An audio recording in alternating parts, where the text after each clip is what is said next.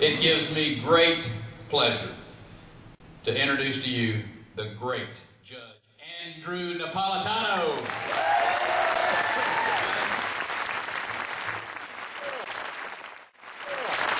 To be serious now, because we are here to discuss very serious matters, the role of the government in our lives.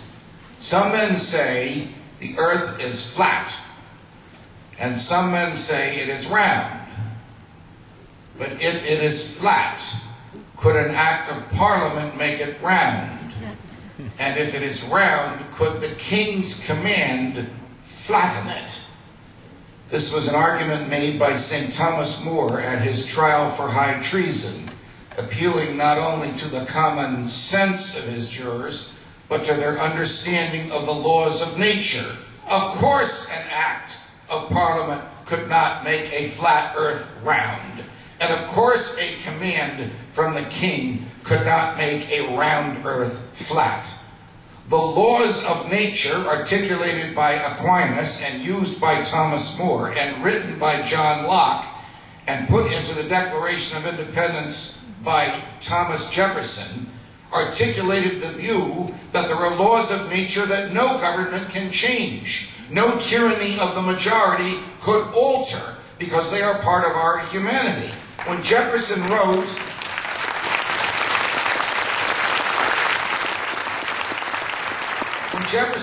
in the Declaration of Independence that all men are created equal and endowed by their Creator with certain inalienable rights, he was picking up this same argument that lawyers call the natural law. And the argument is that everything we have is a gift from God. We are created in His image and likeness. As He is perfectly free, we are perfectly free. And all the rights that we have are by virtue of our humanity. They are not gifts from the government.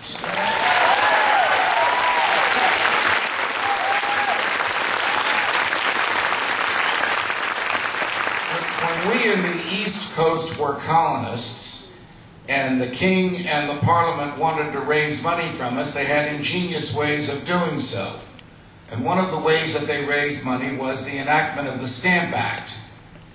The Stamp Act required that every piece of paper in your personal possession, a book, a bank statement, a mortgage note, a lease, a deed, a pamphlet, even a poster you were going to nail to a tree, had the king's stamp on it. You think the post office is bad today? You had to go to a British post office and buy an image of the king and put it on each piece of paper in your home. And it was one of the ways that the British government collected taxes, money, from the colonists. Question: how did the king know that his image was on every piece of paper in your home? Answer: Parliament enacted an abominable piece of legislation called the Writs of Assistance Act, which permitted British soldiers to knock on your door and write their own search warrants, thus authorizing themselves to enter your property, ostensibly to look for the stamps. Of course, while there, they might help themselves to alcohol or to furniture or even to the house itself by excluding you from your ability to use your own residence. This was, of course, the last straw. We fought a revolution. We won the revolution. We wrote a constitution. And when we wrote the Constitution, we assured ourselves that the government would never and could never do these things to us. Now, this stuff didn't happen overnight. In 1787, in the hot and sticky summer of Philadelphia, where the Constitutional Convention met, they had a great debate about the origin of our liberties. James Madison argued, Jefferson wasn't there, the Jeffersonian view, which you've heard me articulate, which lawyers call the natural law, that our right to think as we wish, to say what we think, to publish what we say, our right to defend ourselves even against the government if it's taken over by tyrants.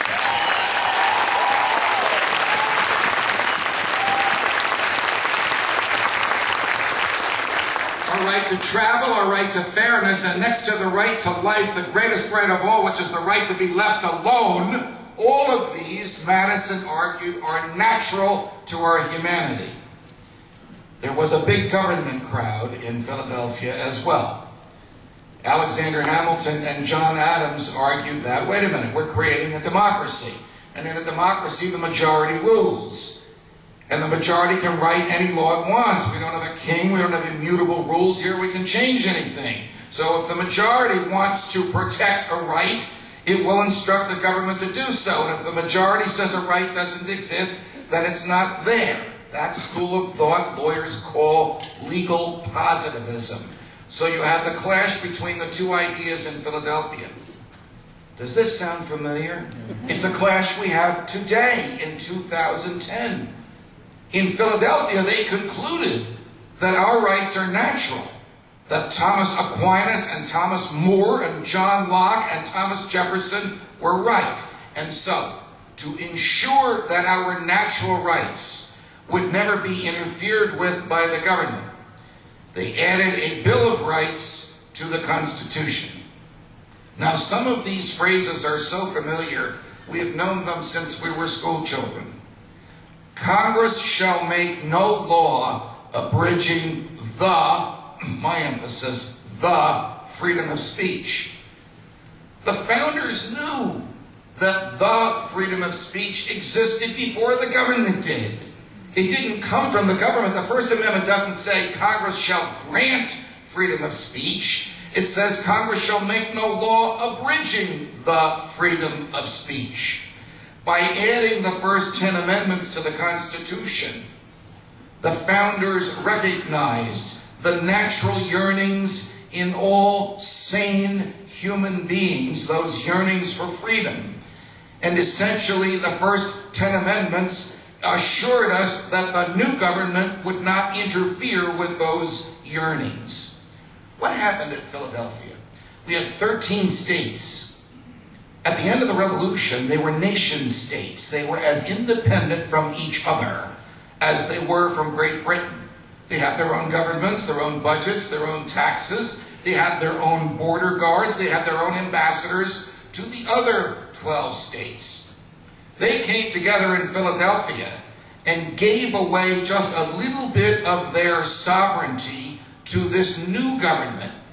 And so that there would be no dispute what they gave away to the new government, they wrote it down. And they wrote it down in the document we call the Constitution. Did they give away their sovereignty? No. Did they give away their right to legislate for the health, safety, welfare, and morality? No. They created a federal government to do the things that Governor Perry just talked about. Protect us from a foreign enemy, operate a court system that would work nationwide, prevent tariffs between each state, deliver the mail, and leave us alone.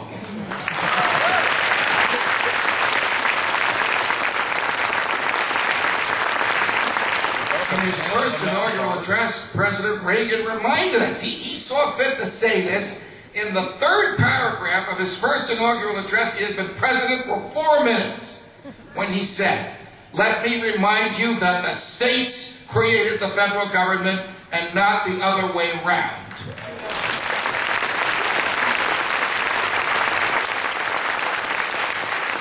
Forgive me, Uncle Ronnie. Had I been your speechwriter, I would have encouraged you to say, and what the states have given to the federal government, they can take back.